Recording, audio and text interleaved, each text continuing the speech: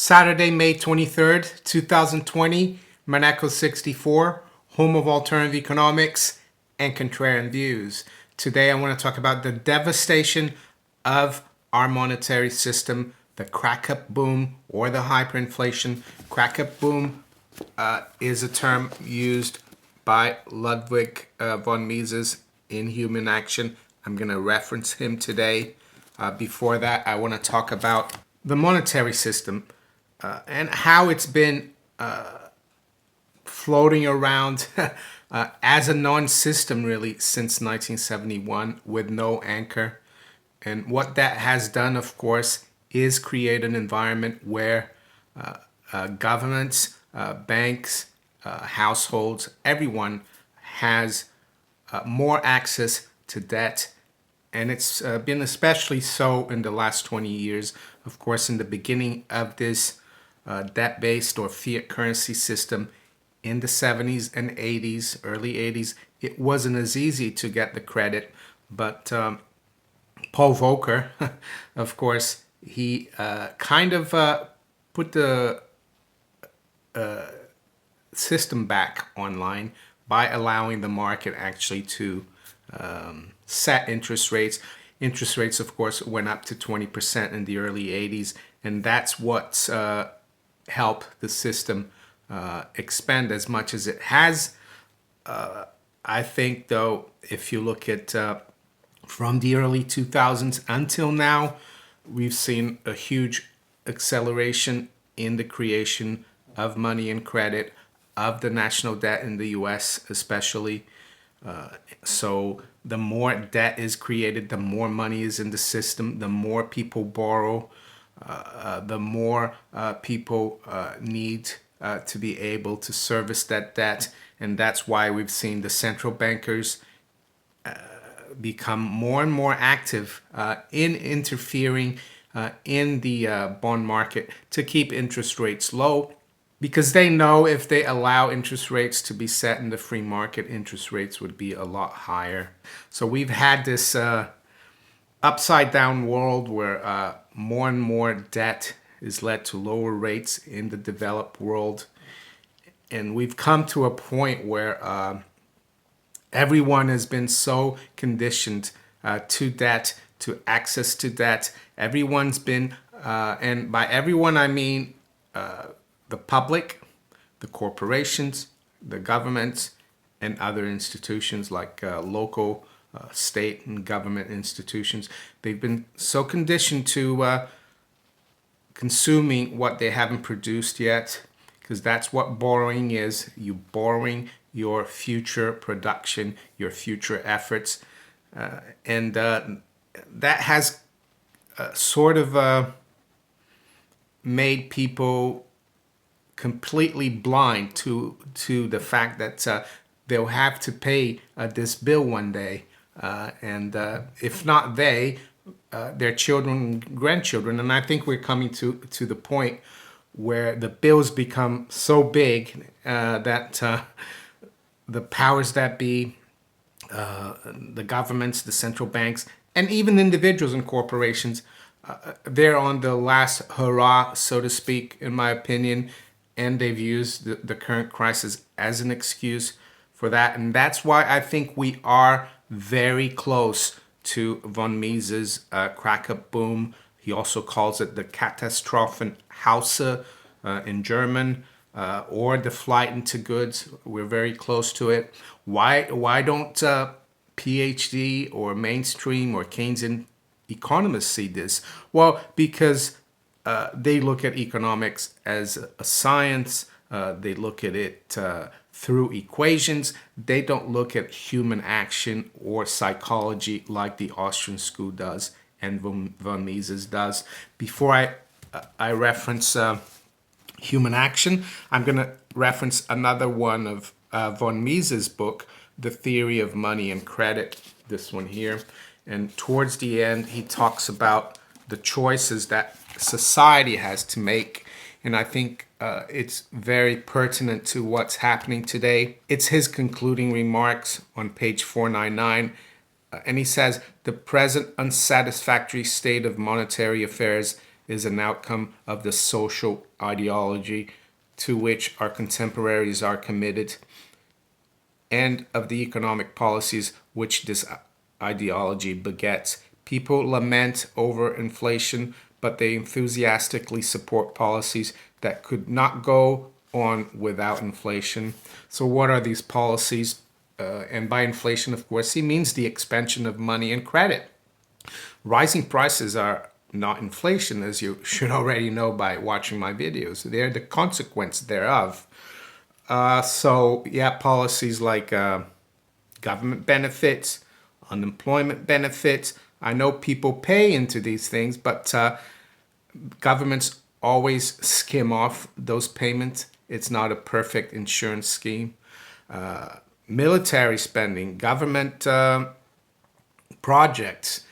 What else? Buying that house you can't afford, taking that holiday you can't afford. Corporations buying back their stock. And how do they do that? By borrowing money cheaply, money that they don't have, so they can buy back their stock and make the price go up. So everyone's at it. Well, not everyone totally, of course. Hopefully you're not at it. While they grumble about the inevitable consequences of inflation, they stubbornly oppose any attempt to stop or to restrict deficit spending. Well, I couldn't have picked a better moment to look at this, because deficit spending here now is at 3.4 trillion, according to the US stat clock. We were already at $1 trillion before the crisis, and we're supposed to have had the best economy in the world or ever. And we're running in the US 5% budget deficits, but now we're running almost 20% equivalent. And the national debt is continuing to rack up here, 25.5 trillion now. The US national debt, the public debt. Before the crisis, the debt to GDP ratio was stuck around 106%. Now we're almost at 120%. So he continues, the suggested reform of the currency system and the return to sound monetary conditions presuppose a radical change in economic philosophies. There cannot be any question of the gold standard as long as waste, capital decumulation, and corruption are the foremost characteristics of the conduct of public affairs. It's what we got now. What do you think negative interest rates are? It's capital destruction or decumulation. It is waste. It is corruption. Where's the corruption? Well, the corruption is that the central banks are allowing governments to spend money they don't have. They are manipulating the cost of capital by printing money to buy assets, or QE, to keep interest rates low. That is the corruption. Cynics dispose of the advocacy of a restitution of the gold standard by calling it utopian. So this is the key part here for us. I think it's going to be important because it's the choice we have to make. He says, yet we have only the choice between two utopias. The utopia of a market economy not paralyzed by government sabotage on the one hand, and the utopia of totalitarian all-around planning on the other hand. That's the command economy. That's the road, unfortunately, it looks like we're going down right now. Hopefully, the coming devastation of the monetary system will make people realize we need to go to the market. But I'm not going to hold my breath. But at least we know the choices. The choice of the first alternative implies the decision in favor of the gold standard. So there you go. That would be the signal. If we go back to a kind of system, monetary system, that has some gold backing, it doesn't have to be a perfect gold standard, I think. It would be better then we could say that we're going down a good path. We could get world money, SDR, which is another fiat concoction, but I don't think that would last too long. So we'll need to wait and see. The verdict, I think, is not going to be out right away after the devastation or collapse or crack up boom. I think the verdict could take a few years, because I think the powers that be are going to try their hardest not to go back to an honest system, because they're not honest. But I think it won't work, and eventually we'll have to go back to some kind of gold standard, and they're gonna have to accept it. So let's finish now reading about the crack up boom, about hyperinflation, how it happens, because I think a lot of people are confused about the terms deflation and inflation, and they also don't understand that the crack up boom or hyperinflation is not a linear event. It's more of a psychological event. So I think it's very important that we see what von Mises says about the crack up boom or hyperinflation, or as the Germans call it, katastrophenhausse, or the flight into real goods. So let's have a look at this. Page 427. And I quote, of course, all of this. But if once public opinion is convinced that the increase in the quantity of money, well, that's debt and credit, will continue and never come to an end.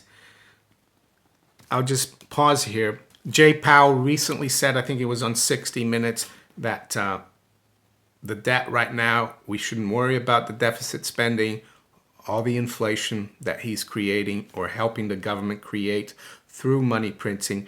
He said that once the economy gets back to normal and starts growing quicker than the debt is growing, things will be sorted out. We can pay it off. Everything will be okay. So just kicking the can down the road. But one thing he didn't say is that we had the greatest economy up until a few months ago, and he couldn't do that. He had actually started QE again last year. He had been cutting rates.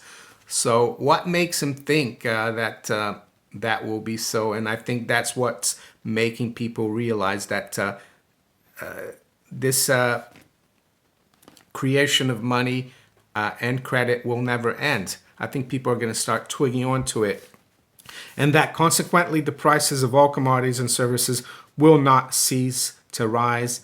Everybody becomes eager to buy as much as possible and to restrict his cash holding to a minimum size.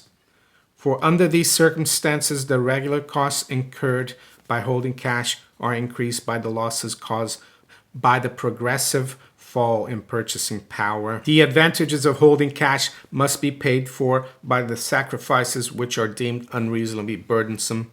This phenomenon was in the great European inflations of the 20s called flight into real goods, or Flucht in die Sachwerte, or crack up boom, katastrophenhausse.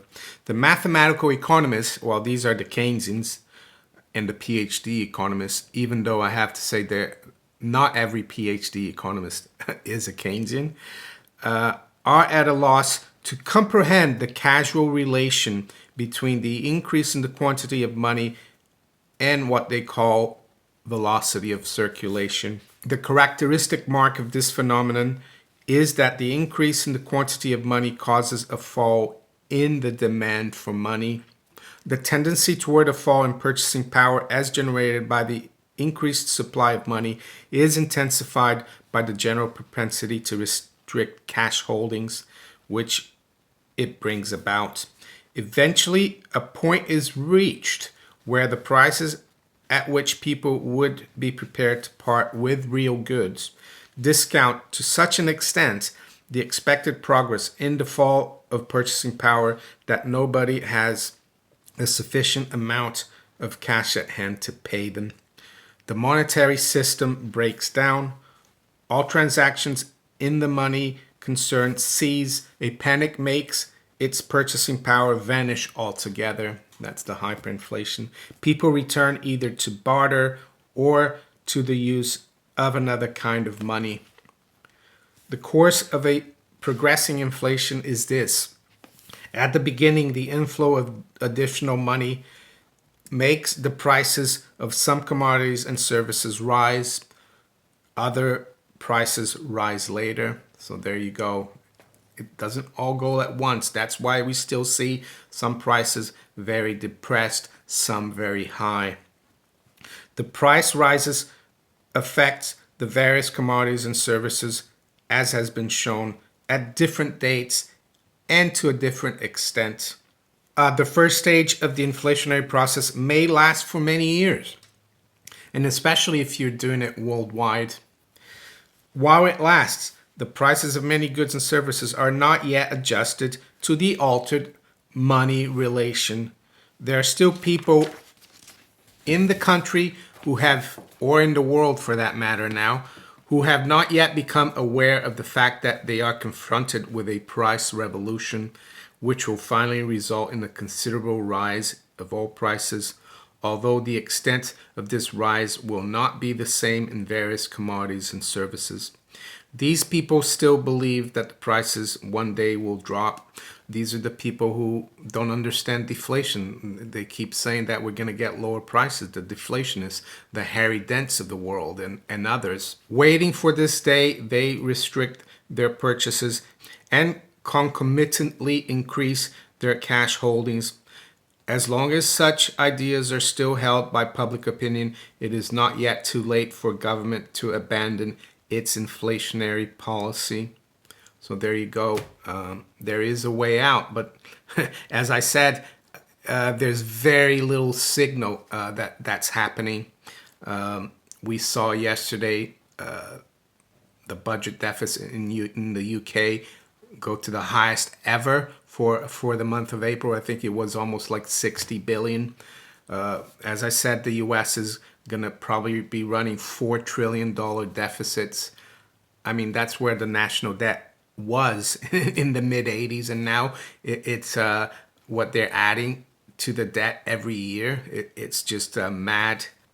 So I don't think the government or the central banks, and by now you should be aware that there's no such thing as an independent central bank. I don't think they're going to abandon this policy at all. Jay Powell said the Fed is there for everyone. So it looks like the Fed and all the other central banks and all the governments, they're not going to abandon this policy anytime soon. The only way it's going to be abandoned is through a crisis and a total collapse of the system itself. But then finally the masses wake up. They become suddenly aware of the fact that inflation is a deliberate policy and will go on endlessly. So I don't think the masses have woken up yet to that. And why? Well, because they don't even know what inflation is. As I said in my video yesterday, they've been fooled into thinking that the measure of prices is inflation.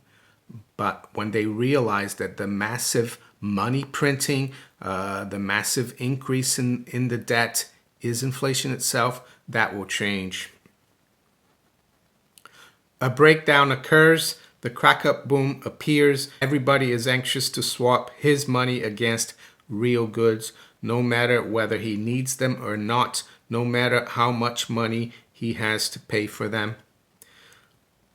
Within a very short time, within a few weeks or even days, the things which were used as money are no longer used as media of exchange.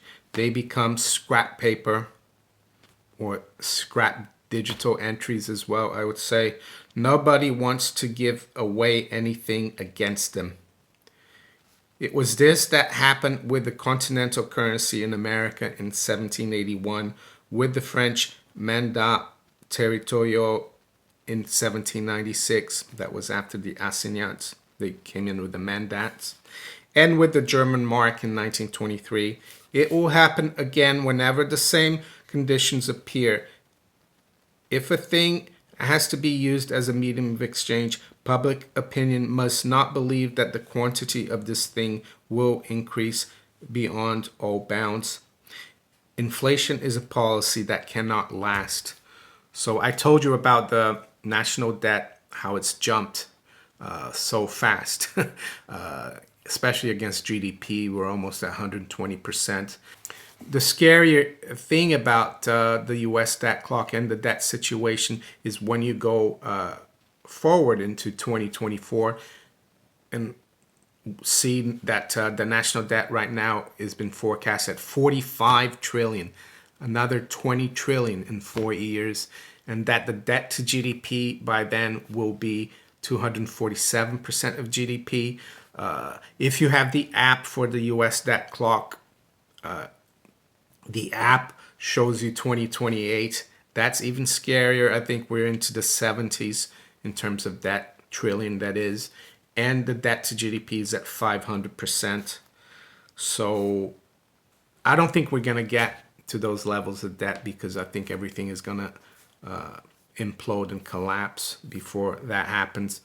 Maybe we might get 2024. I doubt it. I don't think the system can sustain it. So it sounds like a very bleak world where the monetary system collapses. But I don't think it's all bad. I think it's a good thing in the long term. Yes, it will be painful. It's already painful what we're going through right now for a lot of people. And what we'll get will be just a complete reset of the economy. The economy itself, we've got nothing wrong with the economy. We've got nothing wrong with the infrastructure. Yeah, there is a need for some new infrastructure in several countries. I've heard a lot about the US that they need a lot of infrastructure. But I think in general, things are fairly good. Human capital is still there, human beings, ideas, farmland is still there. So the problem we have is just the monetary system. And the thing about hyperinflations and collapse of currencies is that it happens very quickly. And it's the culmination of years of inflation and the collapse of that inflationary cycle. And I think it's gone on for too long. If you go back to 1971, you can look at all the charts, debt charts. It's not a coincidence that a lot of the debt levels start rising after Nixon closed the gold window in 1971. So as von Mises wrote, you don't want to have the currency in such a situation. You don't want to have paper. And that's why I keep telling my viewers that the biggest danger right now is having too much paper money or national fiat currencies. Yes, you will need to keep some for your monthly expenses, but you need to be out of excess fiat currency that you have. As I've said, I've studied this for almost 20 years, and I've been waiting for this to happen because looking and studying at history, at the French hyperinflation in the 1790s, at the German hyperinflation, at the American, the continental hyperinflation, I've known that inflationary booms always end in busts. And the only difficult thing, of course, is to predict. They've been able to keep this one going for a long time, but I think we are very near the end of the road. I know a lot of you are going to ask me, when do you see this happening? Well, as von Mises said, it's all psychological. When people realize that the inflation will never stop, that's when it will start. And by inflation, I mean all the debt, all the deficit spending. And I think we're very close to that. It's becoming more and more of a certainty, in my opinion. So if you enjoyed this video, make sure you hit the like button. Please share it far and wide. Think about subscribing to the channel if you haven't yet. You can also follow me on Twitter, Facebook, and all these other platforms below here. I wish you all a great Saturday and a great weekend. Take care. Bye.